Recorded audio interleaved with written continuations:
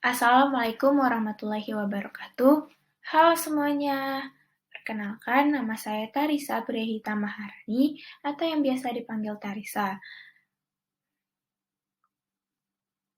Saya merupakan mahasiswa dari program studi Teknik Biomedis angkatan 2021 Universitas Airlangga dengan NIM 082117333033.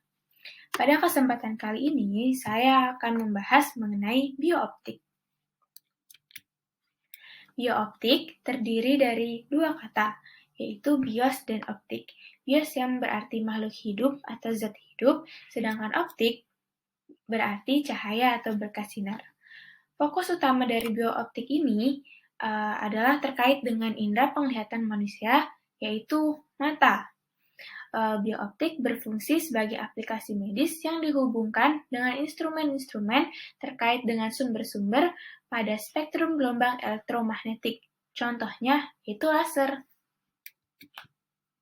Berikut merupakan berbagai ukuran dari elektromagnetik.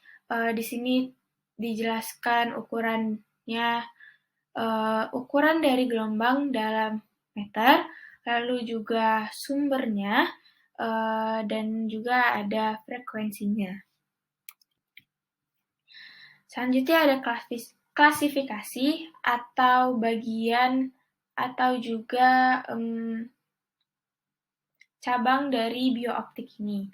Biooptik terdiri dari optik geometris dan juga optik fisis. Untuk optik geometris, yaitu mempelajari sifat-sifat perambatan cahaya seperti pemantulan, pembiasan, serta prinsip jalannya dari sinar-sinar. Lalu juga ada optik fisis, yaitu menghitung ciri-ciri fisik dari cahaya, interferensi cahaya, hakikat cahaya, dan pemanfaatan sifat-sifat cahaya. Yang pertama ada optik geometris. Di sini ada pemantulan spekular dan juga pemantulan diffuse atau diffuse reflection. Untuk yang A, yaitu pemantulan dari bidang rata yang tadi sudah saya sebutkan, yaitu pemantulan spekular atau pemantulan biasa. Yang B, yaitu pemantulan Baur atau diffuse reflection yang terjadi jika permukaan bidang kasar. Hukum pemantulan Snellius. Yang pertama, sinar datang, garis normal dan sinar pantul terletak pada satu bidang datar. Yang kedua, sudut datang sama dengan sudut pantul. Contohnya ada pemantulan cahaya dari objek, yaitu bunga dan vas pada cermin datar. Terlihat bahwa sifat bayangan yang dibentuk cermin datar, yaitu ada maya, lalu ada jarak benda hingga cermin sama dengan jarak bayangan hingga cermin. Lalu juga sifatnya yaitu tegak. Yang kedua ada optik fisis. Cahaya itu partikel yang merambat dan juga bisa disebut sebagai sinar. Di sini ada beberapa uraian dari ilmuwan-ilmuwan dahulu. Yang pertama ada Sir Isaac Newton, beranggapan bahwa cahaya itu menggambarkan peristiwa cahaya sebagai sebuah aliran dari butir-butir kecil atau teori korpuskuler. Selanjutnya ada teori kuantum yang dipelopori oleh Planck atau Max Planck, yaitu cahaya itu terdiri atas kuanta atau foton-foton. Teori ini agak mirip dengan teori Newton yang lama. Dari teori Max Planck juga dapat dijelaskan mengapa benda itu panas apabila terkena sinar. Lalu selanjutnya ada Thomas Young menyatakan bahwa cahaya dapat melentur berinterferensi. Thomas Young ini menyatakan penjelasan ini bersama juga August Fresnel. Lalu ada James Clerk Maxwell menyatakan bahwa cepat rambat cahaya itu senilai dengan 3 kali 10 meter per detik. Sehingga berkesimpulan bahwa cahaya adalah gelombang elektromagnetik. Lalu selanjutnya ada Huygens, yaitu menganggap bahwa cahaya itu sebagai gejala gelombang dari sebuah sumber cahaya menjalarkan getaran-getaran ke semua jurusan. Setiap titik dari ruangan yang bergetar olehnya dapat dianggap sebagai sebuah pusat gelombang baru. Akibatnya, prinsip dari Huygens ini belum bisa menjelaskan perjalanan cahaya dari satu medium ke medium yang lainnya. Lalu, ada juga hasil percobaan dari Einstein, di mana logamnya disinari dengan cahaya akan memancarkan elektron atau gejala dari fotolistrik.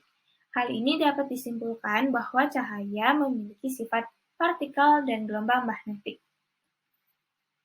Dari uraian yang sudah saya sampaikan, dapat disimpulkan bahwa cahaya mempunyai sifat materi atau partikel dan sifat gelombang.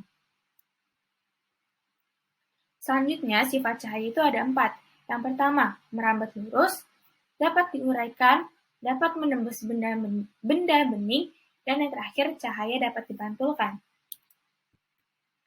Selanjutnya ada lensa. Lensa ini dibagi menjadi 2 tipe, yaitu lensa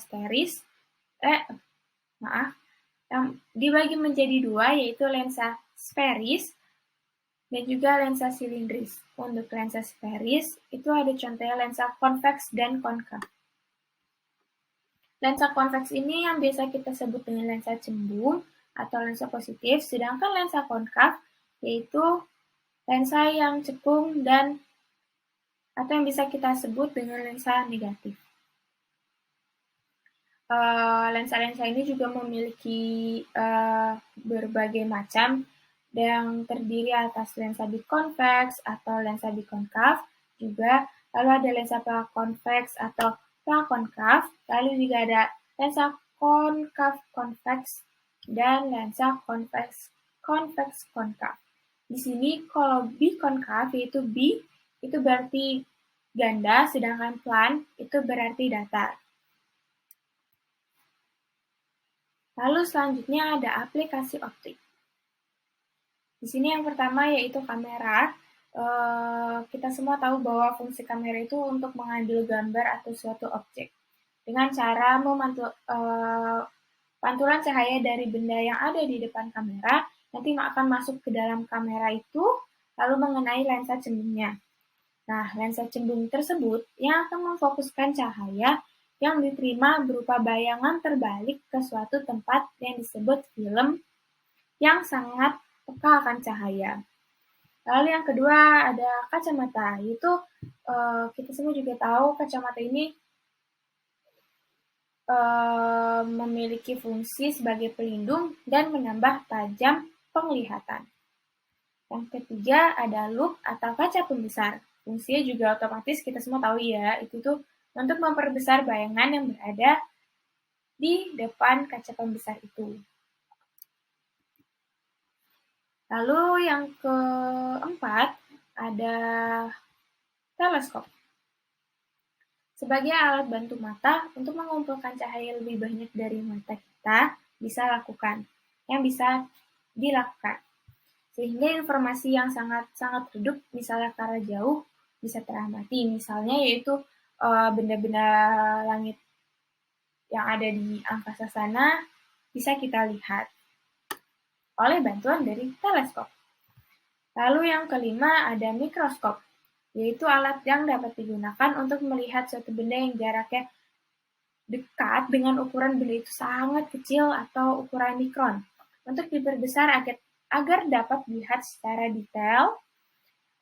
Lalu juga sifat dari mikroskop ini atau sifat bayangan dari mikroskop ini yaitu terjadinya maya, terbalik, dan tentunya diperbesar.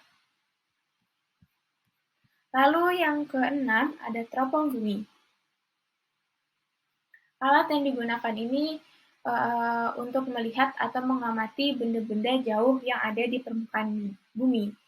Ini tuh hampir sama seperti teleskop, cuman bedanya kalau teropong itu hanya bisa yang ada di permukaan bumi. Sedangkan kalau misalnya teropong kita bisa melihat bintang-bintang yang jauh di atas sana. Bayangan yang terbentuk dari teropong ini yaitu sifatnya maya, diperbesar, dan tegak. Selanjutnya ke topik mata. Mata kan merupakan salah satu contoh alat optik. Karena dalam pemakaian mata itu membutuhkan berbagai benda-benda optik seperti lensa.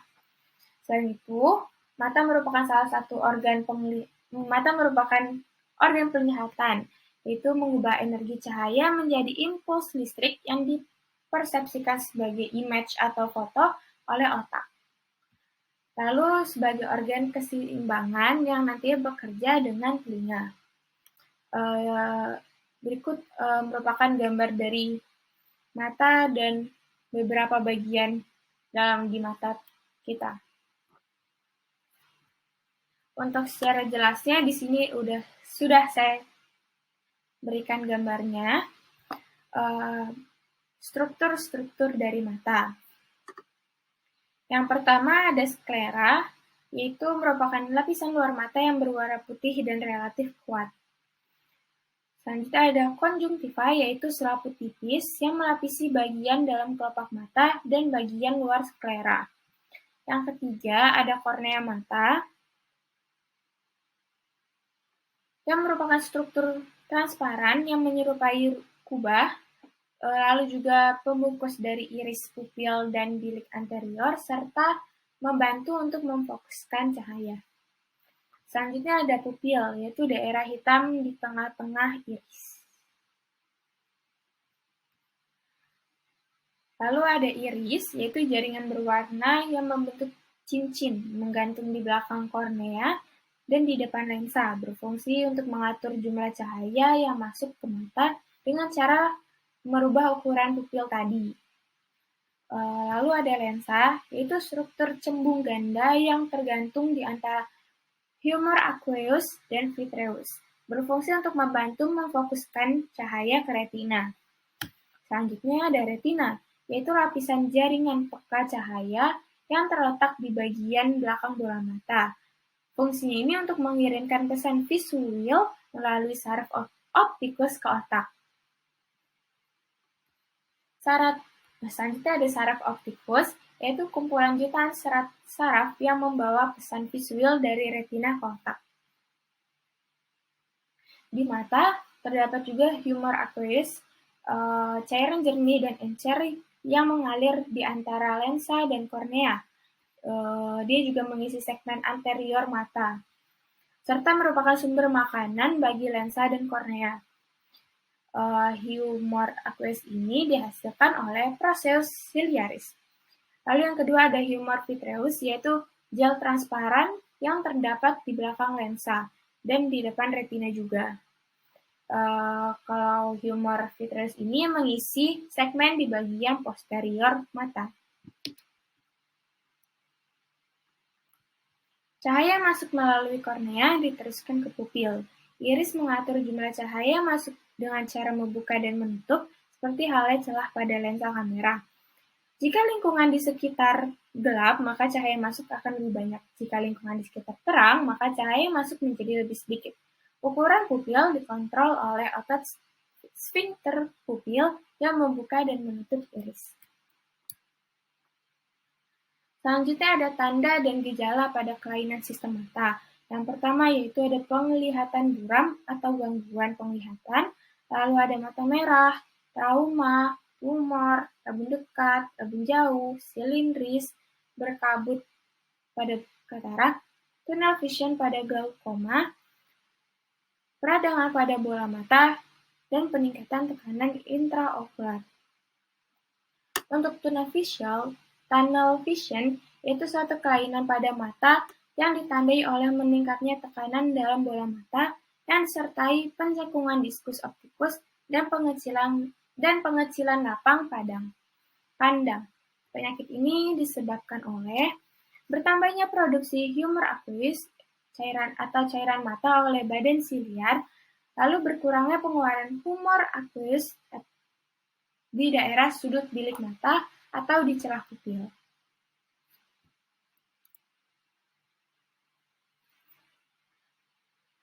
Cukup sekian pembahasan mengenai biooptik dari saya. Mohon maaf bila ada kekurangan dan kesalahan kata yang saya gunakan. Terima kasih telah menonton video saya. Sekian dari saya. Wassalamualaikum warahmatullahi wabarakatuh.